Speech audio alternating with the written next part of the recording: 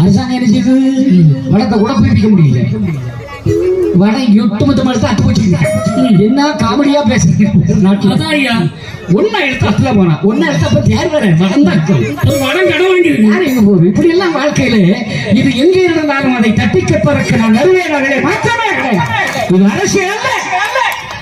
என்னுடைய ஆலயங்கள், என்னுடைய வழிபாடுகள் பாதுகாக்கப்பட வேண்டும். அதுல முன்னால வந்து மாற்றமே கிடையாது. ஐயா சொன்னாரு, ஆமா கோவில் அது வைத்து கூண்ட திருநாள் நடத்தி கோயில் வச்சு அதுல கூண்ட திருநாள் நல்லது நடக்குமே, அதுல மாற்றம் கிடையாது. அதனால தட்டி கேட்கறதுக்கு வந்துகிட்டு தான் இருப்போம், அதுல மாற்றம் கிடையாது. ஆகவே நீங்கள்லாம் உண்டியில போடாது, திருப்பதிக்கு போங்க, அம்மட்டையை போடுங்க, எல்லாம் செய்யுங்க, லட்டு வாங்க, உண்டியில பைசா போடாது. திருச்செந்தூர் போ, சாமி கும்பிடு, உண்டியல் போடாத.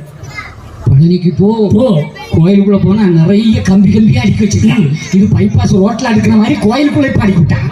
என்னன்னு போனா இலவச